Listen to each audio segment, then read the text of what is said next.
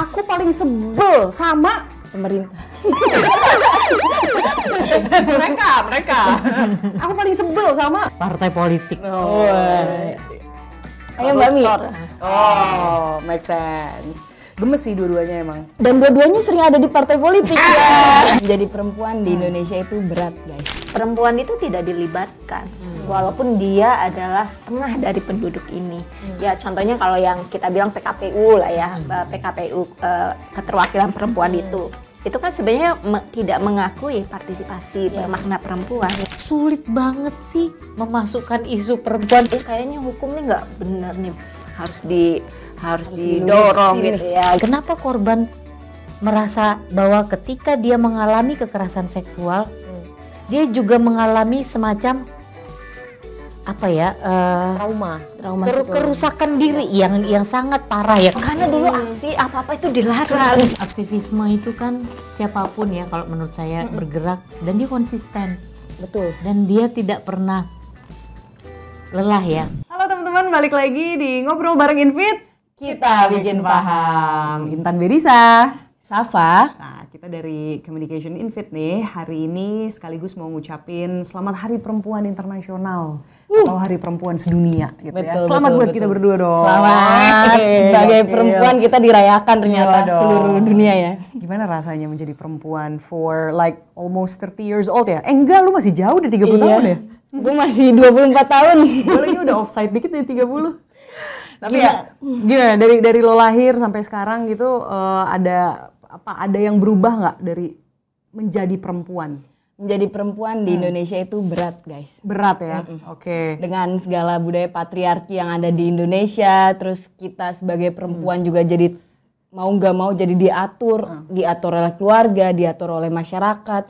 Jadi kita nggak punya kebebasan yang kita inginkan sebagai perempuan. Walaupun sebenarnya ada positif transformation yang gue rasakan lah ya. Dari misalnya gue kecil tahun 90-an sampai sekarang udah 2025 ya. Ada kok positif vibe-nya, kayak misalnya gue ngerasa anak-anak sekarang tuh udah bisa lebih mengekspresikan diri dengan lebih bebas gitu ya. Dan kayaknya udah nggak sebanyak zaman dulu tuh yang anak-anak perempuan nggak boleh sekolah. Tapi sorry, mungkin gue juga bias perkotaan, gue ngomong kayak gini. Mungkin di daerah juga masih banyak cases seperti itu. Dan that's exactly the thing yang bakal kita omongin sebenarnya. Nah, kita nih di Hari Perempuan Internasional ini teman-teman, kita bakal kedatangan dua teman-teman perempuan yang emang keren-keren banget di gerakan perempuan. Bisa dibilang mereka motor gerakan perempuan di Indonesia lah ya. Iya benar. Dua tokoh gerakan perempuan di Indonesia gitu. Nah, cuma kan sekarang banyak lagi ngetren pemangkasan anggaran ya, Chef. Nah, itu dia tuh Kak. Ya kan? Pemangkasan anggaran dari pemerintah Indonesia maupun dari luar nih. Dari USAID, terus Belanda juga katanya mau pemangkasan juga. Benar. Kira-kira berdampak gak ya ke gerakan perempuan nih? Jadi nasib dengan perempuan rise of populism, right wing gitu, kira-kira sekarang dampaknya tuh bisa seberbahaya apa buat gerakan perempuan? Benar. Yang udah mulai dirasakan kan ya dari pemotongan anggaran dulu nih, kementerian, kita punya kementerian PPPA ya kan, Komnas Perempuan dan sebagainya. Kita tanya langsung. Benar. Tapi udah datang apa belum? Udah datang. Kayaknya sih bentar lagi mereka datang. Lagi kali ya. Nah, cue-nya nih banget nih. Kita sambut dulu nih. Ayo. Kita nih. Halo. Mbak Wika, Mbak Ami. Apa kabar? Baik. Aduh, thank you for coming. Gimana Mbak, kabarnya sehat Mbak? Aku tahu dua perempuan ini sangat sibuk sekali. Silakan. Enggak sibuk. Aku di mana? Tiba-tiba boleh kita undang itu Silakan, pasti Mbak. arrange schedule-nya susah payah ya. Iya benar. Terutama Mike. Aduh, aku yang dituduh. Padat sih pasti ya. Bahasannya memang bahasan yang harus datang nih karena kita sedang bergosip hal-hal yang gawat, genting. Ini udah boleh diminum. Oh iya, ini ada makanan, ada minuman. Boleh. Maaf ya, ini tamu yang tidak sopan. Ini kopi hitam tanpa gula. Iya, sudah benar ya. Ini emang perempuan-perempuan kuat minumnya kopi hitam tanpa gula. Dan ini agak-agak sesuai sama vibe hari ini ya, gelap. Iya. Indonesia gelap. Indonesia gelap, kopinya juga gelap. Thank you. Ini yang tuan rumah, yang ini ya. Iya. Saya jadi inget itu di waktu kita kecil kan suka minum main tamu-tamuan ya. Iya. Ini kita lagi main tamu-tamuan ya, Mama. Syaf, tadi ternyata mereka sebelum nyampe sini katanya udah ngomongin hal yang genting kan. Iya. Kita juga tadi sebelum pas nunggu Mbak Mika sama Mbak Ami, kita juga ngegibahin Mbak Mika sama Mbak Ami ya. Iya, benar. Ada bilang Gibah syar'i kan. iya, positif. Soalnya dibuka dengan doa. Iya. Jadi gibah syar'i. Kita bilang yang bakal datang itu 2 tokoh motor gerakan perempuan Motor. berat ya tuh. Berapa cc? Yang berapa cc nih? Udah siap ngegas kan? Udah siap ngegas. Iya. Oke, tapi sebelum kita ngegas dulu nih, kita kenalan dulu, Sal. Ini biar mungkin Katanya udah ngegibah, berarti udah kenal dong. teman-teman kenal ya. Kita mah udah gampang, teman-teman. Teman-teman belum kenal. Silakan Mbak Mika dan Mbak Ami. Ini perkenalannya. Sweet nggak? Boleh sweet. Ya, katanya kita Japanese version. Aku dulu. Benting sama Mau kenalan apa? Ini dong, apa Ya. Nama lengkap, ya? nama lengkap Siti Aminah Tardi, nama panggung Ami, IG-nya bacaan pedas. Tuh kan Pedas itu IG-nya bacaan adalah pedas. perempuan cerdas. Mantep. bagus loh itu. Keren. Ya itu. Nah, Oke. sekarang aku masih menjadi komisioner Komnas Perempuan sampai tanggal 28 Maret 2025. Oh, Setelah oke. itu akan terjadi peralihan kepemimpinan di Komnas Perempuan. Nah, sebelum di Komnas Perempuan, aku sama kayak Mike, basisku kalau basisku adalah di pengacara publik ya. Oke. Tapi isunya sama, adalah isu untuk hak-hak perempuan, khususnya kekerasan berbasis gender terhadap perempuan. Jadi sudah 20 tahun lah untuk isu kekerasan berbasis gender terhadap perempuan, hak perempuan, kemudian mampir ke Komnas Perempuan 5 tahun ini, dan Habis nanti ini? kembali ke teman-teman ke masyarakat sipil. Oke. Ditunggu. Mantep. Kalau gitu comeback-nya di masyarakat sipil. Iyalah, aku kira tadi habis dari komisioner mau bikin revolusi. Menerangi Indonesia. Revolusi yang sebenarnya nih ya. Karena kan kita udah pernah ngomongin revolusi. Dari kapan tuh ya nggak jadi revolusi? Jadinya reformasi. Reformasi. Terus reformasinya dikebiri. Iya. Terus jadi gelap. Jadi gelap. Betul. Lanjut nih, abis ini kita ikut gerakan revolusi. ini. Betul. Oke, Mbak Mika Yang gimana? by the way saya Mika Ferawati Tangka. Sehari-hari masih menjalankan mandat sebagai Sekretaris Jenderal di Koalisi Perempuan Indonesia Siap untuk jenderal. keadilan dan demokrasi. Ini sekjen ini bisa Sekretaris Jenderal, ya Sekretaris Jenaka. Saking Jadi memang mari kita menghadapi segala sesuatu yang terjadi ini ya dengan jenaka saja gitu ya. Tetapi ya tetap di aras ya, di arasnya seperti itu. Kalau Dan kata Dewa hadapi dengan senyuman. seperti itu. Enjoy ya Mbak, enjoy. Senyum sama itu ya nggak apa-apa. Iya, dan Pahit. kalau karena namanya koalisi perempuan tentulah yang dikerjakan semuanya urusan perempuan, bagaimana perempuan bisa berjuang, bagaimana perempuan bisa berkontribusi Oke. di segala aspek bidang apapun. Tahan, itu next question. Nah, Tahan. aku anggota KPI. Iya, Jadi kalau di sini tuh ini ketuaku. Kalau kontak KPI ya. Iya. Alright, oke. Tahan dulu. Nanti kita tanya, ada pertanyaan itu. Ada Tapi pertanyaan. sebelum kita mulai, Syaf, kita Sebelum ice kita- breaking dulu ya. dong. Ini juga get to know each other juga nih. sebagai bagian dari Benar. salah satunya. Aku sama Syafa akan ngasih sentence gitu ya. Ntar disambung aja titik-titiknya, silakan disambung. Sentence itu kalimat. Kalimat, Iya. tapi spontan uhuy aja, ya. Jadi dalam 3 detik aja, nggak usah pakai banyak mikir, ya udah. Mbak Mika udah lihat tuh orangnya. Mbak Mika udah lihat nih, Mbak Mika nih. Sampai 28 Maret ngomongku harus hati-hati. Iya benar. Soalnya belum turun ya Mbak. Ini pertanyaannya nggak ada yang ngejebak ya sama? Insya Allah sih nggak ada Mbak. Nggak ada yang sampai bikin turun kok. Textbook apa gimana nih? Oke, pertanyaan pertama gue dulu ya sama ya. Jadi taruh Kak, Apa, ini gimana? kita bisa jawab barengan ya. Jadi Mbak Mika sama Mbak Ami bisa jawab berbarengan. Spontan ya. Oke. Oh gitu ya. Iya betul. Pertanyaan pertama dari aku dulu nih, udah siap nih. Oke. Film atau series terakhir yang aku tonton adalah 1, Code 2, of 3. Trauma. 1, 2, 3. Belum nonton. Nggak nonton ya? Belum nonton sama sekali kan. Code of Trauma. Itu cuma juga harus 8. nonton Code of Trauma. Oh gitu. Film atau series Yang Mbak Mika tonton terakhir. Karena untuk menghibur diri ya. Terakhir saya nonton Sound the Sick bersama anak saya.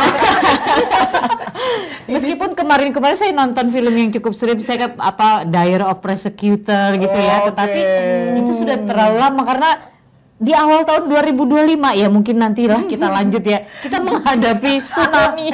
Aku promosikan Code of Trauma. Itu hanya 8 episode. Itu Korea kan, Mbak? Korea. Siap. Ganteng. Bener Mbak. Oh iya, aku lihat tuh itu resensinya. Aku juga lagi nonton judul The Resident, itu kedokteran juga. Oh iya. Aku wondering, mirip nggak sih sama Code of Trauma? Tapi aku suka ngeliat emang iklannya. Nomor 2 Lebih ya. spontan lagi nih, lebih spontan ya, bareng ya. Aku dulu pernah suka banget sama siapa? Wow. Adil. Karena satunya Stephen Chow juga. Karena apa? Tio Pasukadewo. Kelihatan umurnya ya. Gen X ya. Amin Bado. Iya, kelihatan ya sebagai Gen Z. Pinter silat ya, aduh kungfu gitu, keren banget. Ini ya, kelompok usia jadinya ya. Aku sebagai Gen Z, jujur aku Bingung kan Dua ya? nama itu bingung ya. Iya, dua nama itu. Nah, gue sebagai milenial bisa menjembatani. Jadi tahu dua-duanya. Tahu Tio Pasukadewo. Tahu dong. Ganteng kan? Oke lah. Oke.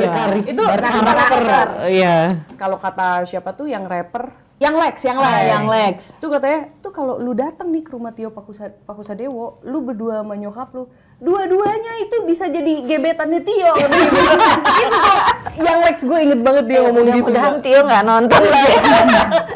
Lanjut Kak Ibet. Oke lanjut ya. Nih, aku paling sebel sama Pemerintah. mereka. Aku paling sebel sama Partai politik. Ayo Mbak Mi. Oh, make sense. Gemes sih dua-duanya emang. Dan dua-duanya sering ada di partai politik ya. Iya lagi. Ininya sama ya, biangnya gitu. Iya, bersinambungan ya. Oke. Aku tuh pengen banget bisa apa? Menjahit. Bisa menjahit. Bisa membuat toko kue gratis. Tidak perlu beli. Jadi kamu gratis ya. Oh maksudnya Kue gratis, bukan makan siang gratis Iya. ya. Jadi itu bikin kue tapi habis itu gratis. Pada jam tertentu itu untuk iya. orang-orang yang butuh makan yang bernutrisi. Tidak perlu diprogramkan, cukup datang ke bakery saya. Sama-sama bilang apa? Amin. Kita doain ya. Lanjut ke Ibet. Ya. Lagu yang lagi sering aku dengerin adalah Lagu Yura. Yura Yunita. Kalau saya lagu zaman sudah agak lawas sih. Apa tuh? Yang lagunya Rita Sugiarto. bukan. That's what friends are for. For good times, Yes. for bad times. Oke. Terakhir nih, pertanyaan terakhir. Jadi perempuan itu artinya Pedas. Melampaui segala peradaban. Jadi perempuan itu melahirkan dan merawat kehidupan sebenarnya. Setuju. betul. adem ya langsung. Iya, Ya. langsung segan jawabannya. Tapi itu benar jawabannya ini banget ya, tajam banget ya soal perempuan gitu. Dan aku sebenarnya baru merasakan seutuhnya jadi perempuan emang setelah jadi ibu sih aku sebetulnya. Tapi well anyway, nanti inilah ya kita langsung aja mengulik sebenarnya terkait dengan dua kakak-kakak ini. Tadi emang udah sempat disebut misalnya Mbak Ami ya, udah 20 tahun kan di isu gender gitu. Tapi di Komnas Perempuan sendiri itu tepatnya yang Mbak Ami lakukan apa sih gitu? Atau mungkin bisa berangkat dari kontribusi yang Mbak Ami tuh jadi core memory Mbak Ami banget nih, kebanggaan gue nih. Di Komnas Perempuan gue udah melakukan ini, mungkin bisa berangkat dari situ. Dan juga kenapa sih di isu perempuan terjunnya? Ya, ini mengingatkan laporan akhir periode. Jadi aku kemarin untuk kepentingan laporan akhir periode itu aku nulis pertanggungjawaban individu ya. Itu aku nulisnya mampir ke Latu Harhari, itu ya catatan komisioner gitu kan. Nah itu memang kami diminta membuat ibaratnya 3 capaian dan kontribusi yang paling besar. Kalau ditanya apa sih kontribusiku atau capaian terbesarku di Komnas Perempuan, pertama adalah aku mendorong, tentu bersama Mike dan teman-teman, tapi dalam posisi sebagai komisioner adalah mendorong pengesahan Undang-Undang TPKS. Itu pengalaman luar biasa buatku, 3 tahun berproses, belajar, berkomunikasi politik, merumuskan, bertengkar gitu ya. Itu capaian menurutku yang paling berkesan adalah proses pembelajaran ketika mendorong pengesahan Undang-Undang TPKS, yang kemudian gak hanya Undang-Undang TPKS, berlanjut tuh sinkronisasi ke Undang-Undang KUHP, Undang-Undang PDP, ITE, peraturan pelaksananya. Kemudian yang kedua adalah mengembangkan pengetahuan perempuan. Khususnya misalnya karena aku ngampu di Resource Center, aku bersama teman-teman komisioner di Resource Center itu mengembangkan isu femisida, kemudian kekerasan siber berbasis gender, kekerasan terhadap perempuan di dalam pemilu, itu juga kerjanya juga dengan Mbak Mike ya, actionnya gitu ya, tapi penelitiannya di situ. Nah ini sebenarnya adalah proses, kalau aku bilang itu kayak belajar metode feminis. Jadi kalau kasus-kasusnya ada, kita tarik, kita teliti, kemudian didorong nih perubahan kebijakan.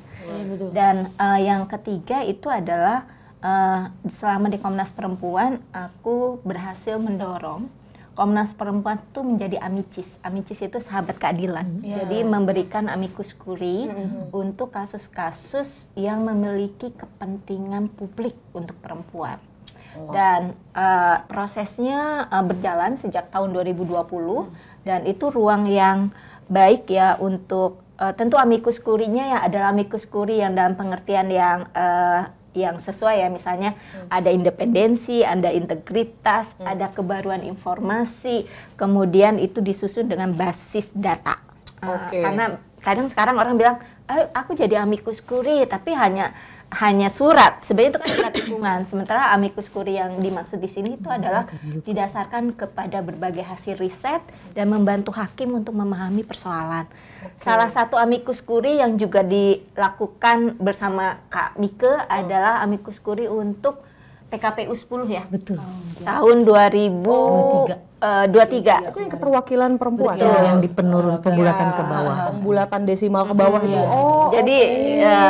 Jadi Komnas Perempuan bikin amicus curiae, kemudian kami datang ke Mahkamah Agung, ketemu waktu itu ya seingatku ketemu jajaran hakim menyampaikan, dan alhamdulillah itu ditolak ya yang mereka.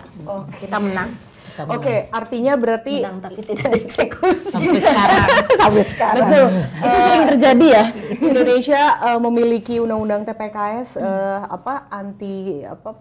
tindak pidana kekerasan seksual, dan kemudian tadi PKPU untuk keterwakilan perempuan, ini adalah dua orang di balik itu. Dua pionirnya guys. Keren, Ternyata keren. guys. Oke, tapi tadi belum terjawab adalah kenapa ke isu perempuan? Iya. Awalnya tuh gimana? Ada kegeraman tersendiri? Itu sih Gimana? ceritanya aku skripsiku itu judulnya, aku masih ingat sekali, analisis yuridis penayangan pelaku perkosaan di televisi.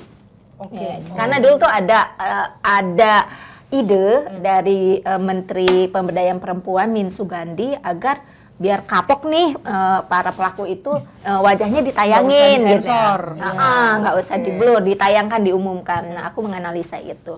Ketika menganalisa itu, kemudian kan aku mencari data tuh. Nah, mencari datanya itu sampailah aku dapat data-data banyak tuh dari Kalyana Mitra. Kalyana Mitra zaman dulu 9899. Masih kuliah. FYI Kalyana Mitra itu anggota Invit. Betul sekali. KPI juga ya? Betul ya. Kalyana Mitra. Buku-buku di Kalyana Mitra itu aku sangat membekas, itu adalah Buletin Dongbrek. Itu yang membahas mitos dan fakta tentang perkosaan, ya kan? Wah, itu membekas tuh. Ya, jadi terima kasih Kalyana Mitra. Walaupun aku nggak pernah dekat banget dengan Kalyana Mitra, tapi Kalyana Mitra lah salah satu NGO yang ngirimin buku-buku tentang perkosaan. Kemudian aku jadiin skripsi. Nah, setelah itulah kemudian aku bertualang lah ya untuk isu perempuan itu. Ke Yasanti, ke LBH Semarang, bikin LRC KJH. Ya udah. Karena itu. Jadi berawal dari akademis, tapi kemudian terus karena ternyata proses risetnya juga banyak hal yang mungkin harus diselesaikan nih ternyata gitu ya, dibenarkan. Seperti membuka kotak Pandora. Betul. Alright. Dan itu juga jadi panggilan hati juga ya sebenarnya Mbak ya. Iya sih, karena aku selalu berterima kasih satu kasus perkosaan yang waktu itu aku jadi relawan di LBH Semarang ya, yang kemudian sekarang jadi LRC KJH. Itu menyadarkanku ya bagaimana menyebalkannya sistem hukum. Betul. Dan bagaimana kami berupaya agar kasus itu bisa masuk ke pengadilan itu butuh 2 tahun. Belum ada undang-undang TPKS.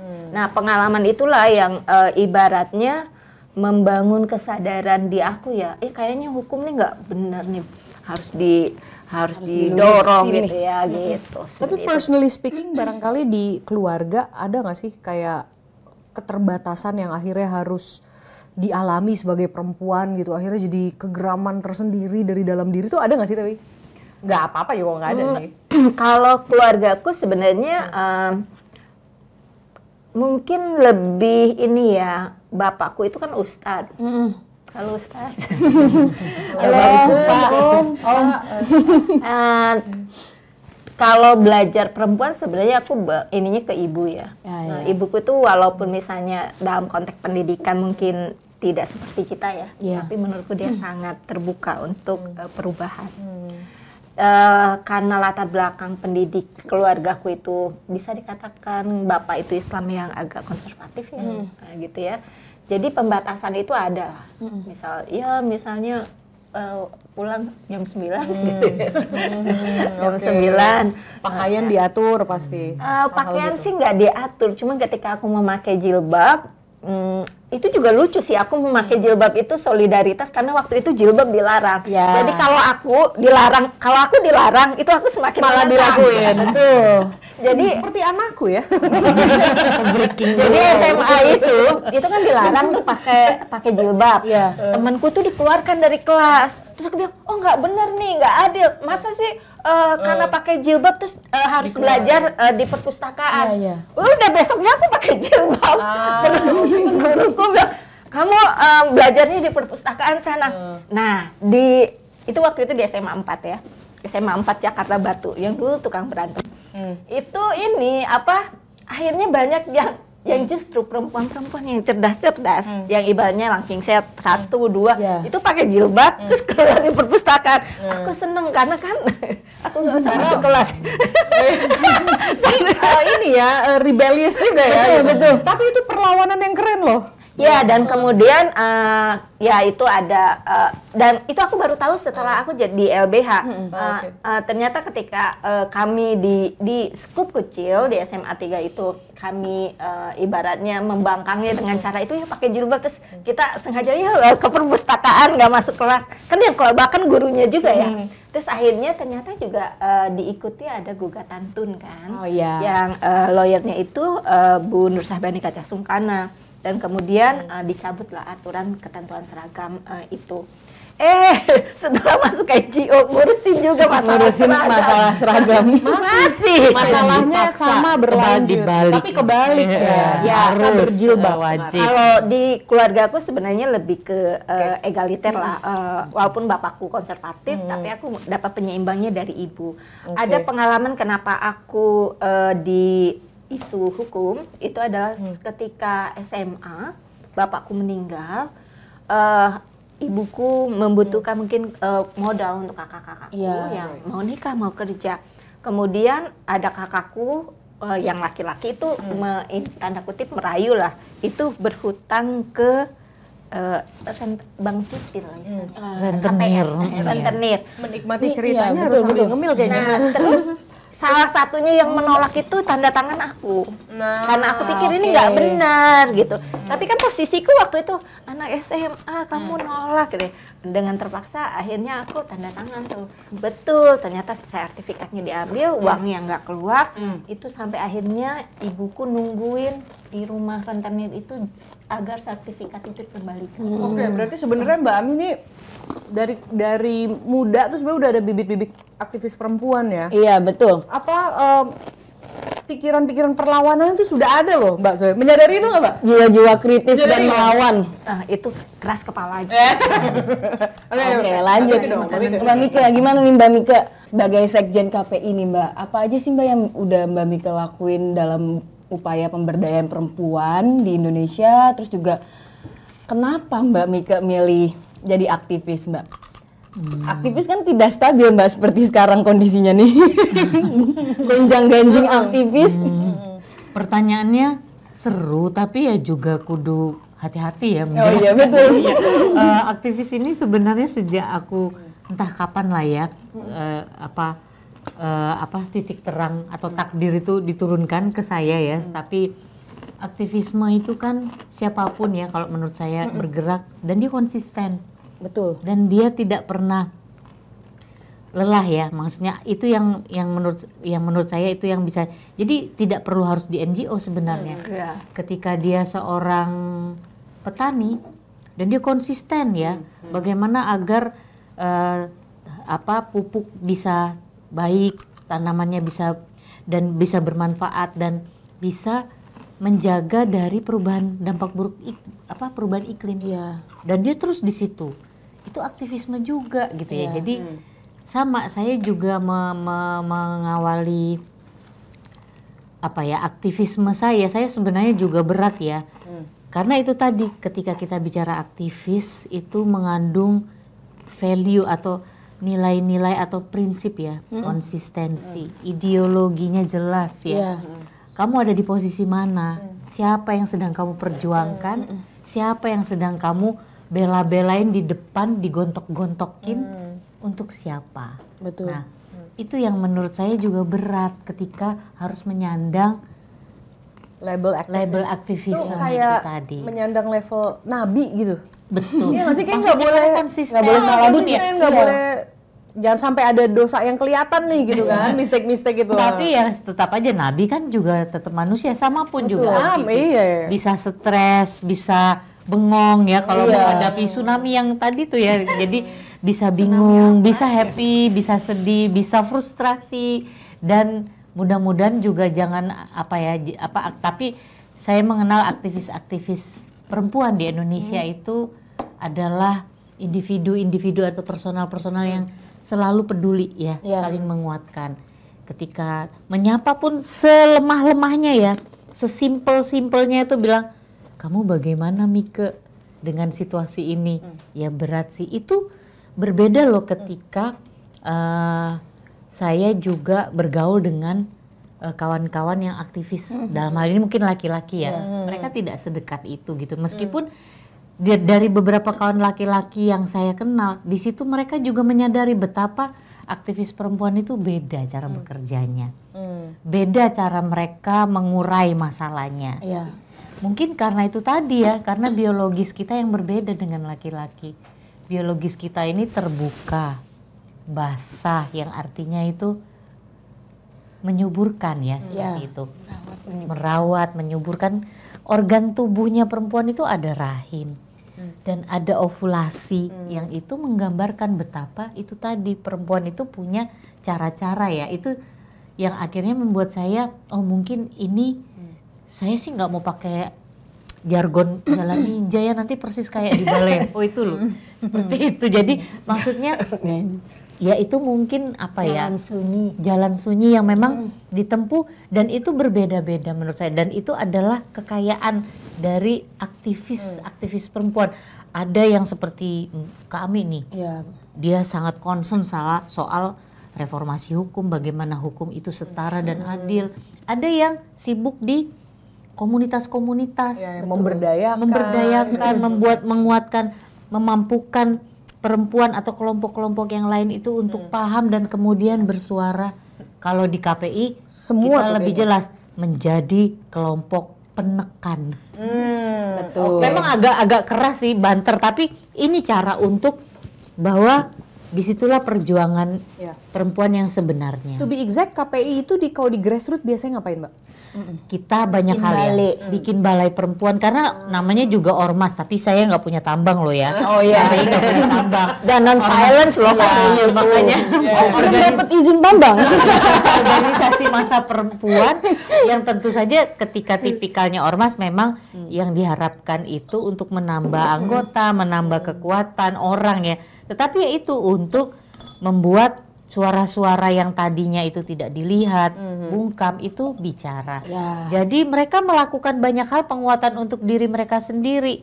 Yang petani menguatkan bagaimana kehidupan perempuan dengan latar belakang petani, yang nelayan seperti itu, yang buruh, migran seperti itu, dan juga aktif membicarakan apa layanan-layanan yang perlu diakses. Misalnya anggota koalisi perempuan itu juga aktif membantu siapa yang nggak punya BPJS. Seperti itu.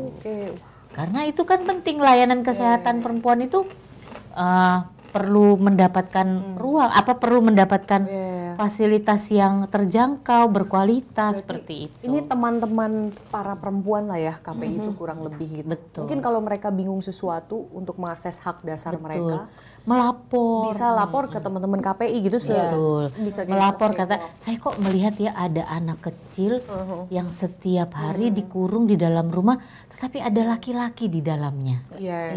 Tolong bagaimana caranya kita mengungkap ada apa di dalam rumah itu, karena ada anak perempuan kecil di dalam sana yang kita nggak tahu, karena setiap pagi ibunya pergi berangkat ke pabrik. Nah ternyata benar anak perempuan kecil itu mengalami kekerasan seksual dari pamannya. Oke. Wow ya. Sip. Nah, tapi Mbak Mika sendiri awalnya tuh gimana, Mbak? Ada personal journey apa yang kemudian membuat Mbak Mika jadi aktivis perempuan? Panggilan hatinya tuh itu sebenarnya waktu bapak saya suruh saya sekolah itu ya, dia punya harapan gitu ya. Saya cukup sekolah sajalah meskipun karena bapak saya ingin mewariskan usahanya ya. Karena ya bapak saya pedagang ya. Jadi anak-anaknya mungkin punya pendidikan, tapi ayo kembali karena mereka orang saya, papa mama saya itu orang yang protek. Bagaimana nanti kamu di luar sana, dunia sangat berat gitu. Tetapi dia papa mama saya mungkin kaget ya mengirim saya keluar sekolah, dan akhirnya saya memutuskan tidak akan kembali ke rumah dan mengambil keputusan untuk terus berjalan di mana tuh waktu itu, Mbak? Maksudnya? Rumah saya di Kalimantan. Di Kalimantan. Jadi orang tua di Kalimantan, mengirim sekolah di Surabaya. Di Surabaya. Dan pertama kali yang membuat saya bahwa ini harus saya lakukan dengan sebenar-benarnya. Ketika sulit banget sih memasukkan isu perempuan di isu tambang, di isu HAM sekalipun, Mbak Ami ini menjadi saksi saya ketika saya bersungut-sungut. Apa salahnya kita membicarakan korban trafficking? Itu isu perempuan, Mbak Ami, tapi mereka semua menetralkan itu semua. Itu yang membuat saya tidak bisa. Ini harus diperjuangkan terus sampai akhirnya isu perempuan itu dianggap menjadi bagian dari persoalan-persoalan kemanusiaan, persoalan hak asasi manusia, termasuk menjadi bagian yang harus dipikirkan oleh penyelenggara negara. Oke, ini kuliah emang untuk gender issue waktu itu kayak Mbak Ami misalnya? Tidak, saya kuliah itu malah justru saya pingin dulu karena bapak saya ini ya, saya tuh masuk pingin ya namanya juga pedagang, ingin membuat usaha ya. Saya tuh masuk di program bisnis untuk industri tekstil ya waktu itu. Saya sempat kuliah beberapa semester dan akhirnya karena kuliahnya 2 capek ya, saya juga kuliah psikologi. Psikologi itu pun kayak hitung kancing. Karena saya nggak lolos ya, bapak saya melarang saya kuliah hukum, nggak tahu kenapa ya, karena nanti kamu akan semakin suka bicara gitu ya. Soalnya hukum itu satu di neraka, satu di surga. Saya bilang, kamu nggak kuliah hukum aja sudah, aduh saya tidak tahu kamu tuh bicara apa seperti itu.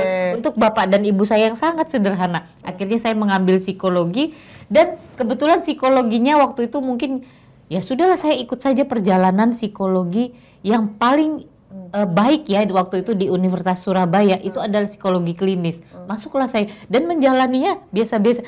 Tapi tanpa saya juga berpikir ke depan, ini juga mungkin garisan ya, takdir ya.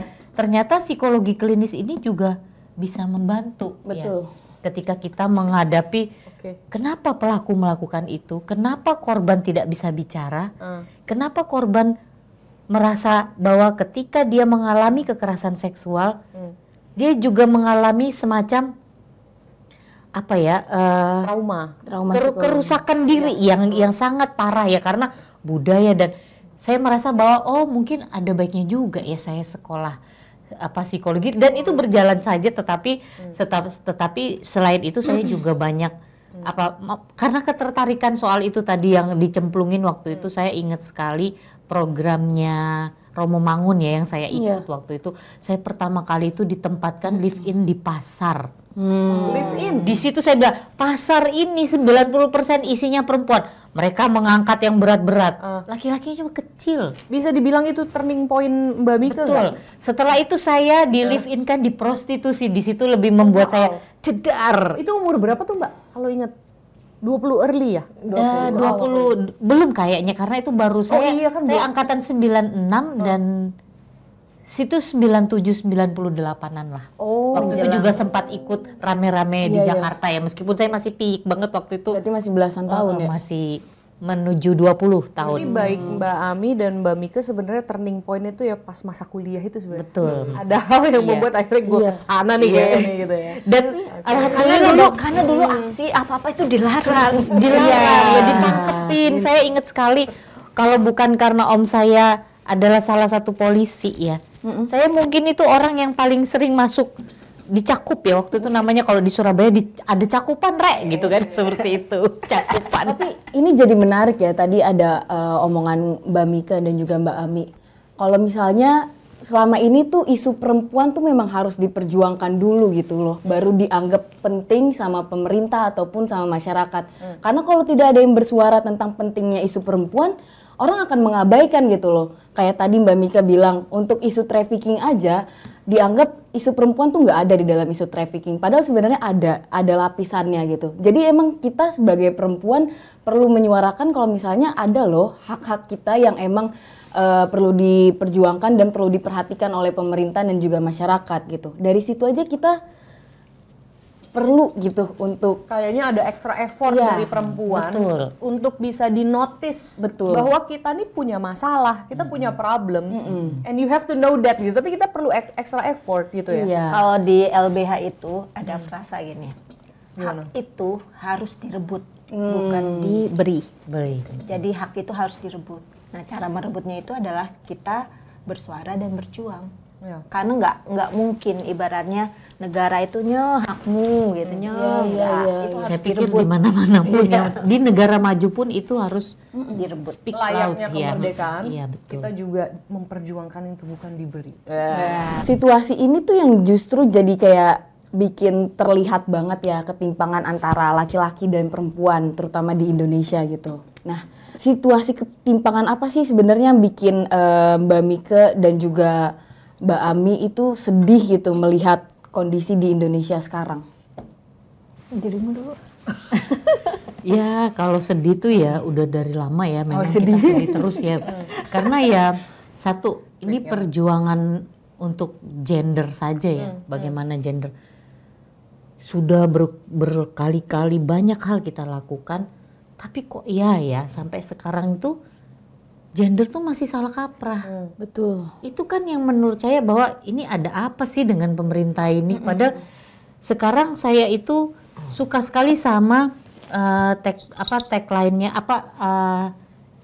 Winnie the Pooh, bahwa kita semua adalah keluar dari rahim perempuan. Oh ya, Winnie the Pooh tuh gitu ya? Ada, kalau nanti saya tunjukin deh. Aku nggak tahu. Jadi Winnie the Pooh tuh pernah bilang sama si siapa tuh ya, Piglet, yang merah muda itu lah, babi kecil seperti itu. Jadi kamu tidak perlu berpikir serumit itu, bahwa ini semua adalah persoalan besar kecil, perempuan laki-laki, tetapi kamu harus paham bahwa kita semua lahir dari seorang perempuan. Kalau kamu cocok jadi Winnie the Pooh, kalau aku jadi apa? Aku jadi Piglet. Kalau tiger, aku tigernya Piglet, tapi kalau pinknya. Tapi kalau perempuannya tiger ya. Dari situlah jadi aku oranye tiger. sebenarnya menurut saya pemerintah itu juga nggak usah susah-susah amat gitu ya. Iya, betul. Dia harus bertanya bahwa ini salah satu diskusi saya ketika saya ingin masukkan Getsi ke dalam energi ya waktu itu. Saya sempat ngobrol dengan beberapa kawan-kawan. Saya langsung aja ya sebut merek Kementerian ESDM. Itu mereka sudah punya program-program yang bagus di mana perempuan dikuatkan untuk memahami energi. Mereka sudah lepas bahwa perempuan itu bukan lagi konsumer. Tapi mereka juga bagian dari pelaku yang juga mereka mengatasi krisis energi. Tapi sudah keren ya di akhir pertemuan itu yang membuat saya ini aduh itu kenapa Mbak Mike, kenapa sih kita harus membicarakan gender? Itu keluar dari teman-teman itu sampai sekarang saya bingung, Mbak. Mungkin level dirjen atau gimana? Ya itu mereka bahkan level staff kalaupun mereka itu mereka adalah staff yang expert ya, mereka bicara soal instalasi, mereka pengadaan, distribusi. Itu kan ketika saya sudah cukup senang, ternyata memang ada dalam pikiran mereka bahwa misalnya perempuan itu ketika listrik mati itu berat banget. Dari situ aja saya sudah oke, fine gitu ya. Tetapi ketika VFGD-nya selesai, Mbak Mike, kenapa kita harus membahas gender? Bukankah persoalan energi ini dirasakan oleh laki-laki dan perempuan? Udah perempuan kan gender toh Pak. Saya langsung bilang, ini persoalannya memang karena bicara ada gap di dalamnya. Tetapi gender itu bukan perempuan, Mas dan Bapak-bapak semua, saya bilang gitu. Kita bicara segala bentuk manusia yang ada di muka bumi ini yang membutuhkan energi. Artinya mungkin ya dari situ terlihat bahwa awareness-nya rendah atau pengabaian, bahkan mungkin penolakan. Saya nggak tahu ini ada persoalan kalau kembali lagi nih ya bicara soal background saya yang psikologi. Sepertinya pemerintah sekarang ini punya sindrom yang memang menyengajakan bahwa tidak perlu gender itu disuarakan karena kita harus kembali kepada netralitas. Mbak Ami gimana Mbak? Ketimpangan apa nih yang spesifik bikin Mbak Ami tuh paling sedih sekarang ngelihatnya? Banyak satu ya yang paling gitu. Ketimpangan itu mungkin konteksnya adalah status perempuan di dalam masyarakat. Kalau tadi Mike bilang itu masih ada daya tolak terhadap gender. Kalau aku refleksinya gini, tahun 90-an kita ngomong hasil sex and gender. 25 tahun kemudian kita masih membicarakan hal yang sama. Jadi itu kita jadi misalnya aku refleksinya apa ya yang salah, kok rasanya kok nggak maju-maju ya. Dari dulu kita ngomongin apa itu seks, apa itu gender gitu, tapi kok nggak membekas. Dan kemudian membekas dalam artian tidak menjadi bola salju gitu ya. Dan yang hampir sama dengan Mike sebenarnya konteks ini adalah menurutku karena PUG kita belum berhasil. Pengaruh utamaan gender. Nah, jadi PUG itu kan ada 4 komponen ya. Akses, kontrol, manfaat, dan partisipasi. Nah, masalahnya kemudian bagaimana kita memahami 4 komponen itu kan sangat tergantung pada pengambil kebijakan. Partisipasi itu kan hanya dimaknai, bahkan mungkin dalam konteks banyak hal ya, perempuan itu tidak dilibatkan, walaupun dia adalah setengah dari penduduk ini. Ya contohnya kalau yang kita bilang PKPU lah ya, PKPU keterwakilan perempuan itu kan sebenarnya tidak mengakui partisipasi bermakna perempuan. Iya, betul. Dalam misalnya tadi bicara energi, ya memang dokumennya ada. Sangat maskulin. Rencananya ada gitu. Ininya iya ada, tapi partisipasinya nggak ada. Nggak apa, deep down. Nah, kemudian efeknya adalah kemudian di level grassroots itu perempuan itu sebenarnya yang bisa perempuan itu kan juga nggak homogen ya, perempuan itu heterogen. Yang bisa mengakses itu bukan kebanyakan perempuan, tapi perempuan yang elit, ya perempuan yang mungkin yang memiliki privilege tertentu. Efeknya yang bisa mengakses program-program pembangunan tidak semua perempuan. Betul. Perempuan-perempuan kebanyakan yang pada akar yang di level akar itu ya dia tidak bisa mendapatkan akses, tidak berpartisipasi, otomatis mereka tidak dapat manfaat yang nyata dari program dan mereka tidak bisa mengontrol. Efeknya sebenarnya status perempuan menurutku ya sampai saat ini masih dalam posisi tersubordinasi. Dan ketika misalnya ada perempuan-perempuan yang kayak aku, kayak Mike, yang dimunculkan adalah stigma. Betul. Sebagai tukang lawan, rewel, keras kepala, feminis, rebel dan gitu. Yang sebenarnya itu menggambarkan bahwa laki-laki, sistem patriarki itu nggak mau ada perubahan status perempuan menjadi lebih baik. Sehingga kemudian didesainlah pembangunan itu ya formalitas aja lah ada. Tapi untuk membangun kesadaran kritis terhadap perempuan itu tidak dilakukan. Makanya teman-teman kalau mau bergabung dengan KPI akan sangat baik. Karena kenapa? Salah satu program KPI, walaupun saya lama sekali cuti di KPI, itu adalah membangun kesadaran kritis di level bawah. Jadi dengan di level bawah dan kemudian mengambil setiap ruang-ruang kepemimpinan perempuan itu harus diambil.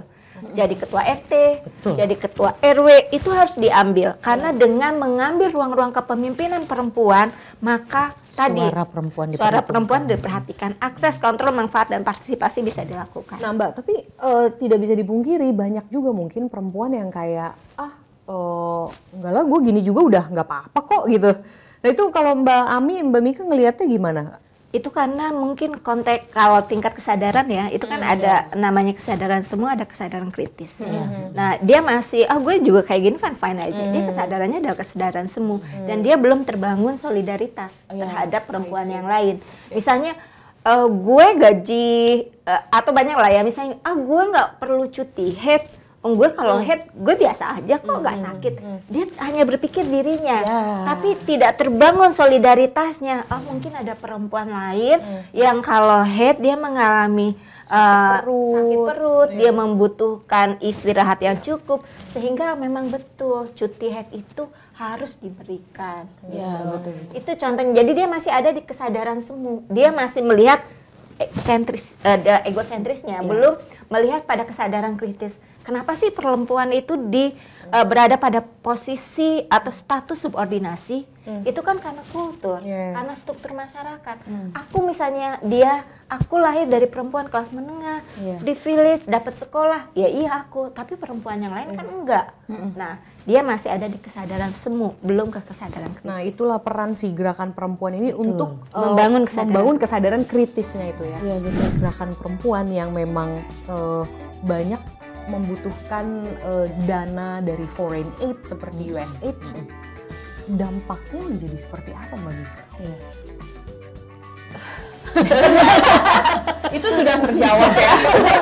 Tidak boleh efisiensi itu menegasikan pemenuhan hak perempuan. Itu yang harus menjadi call bersama ya.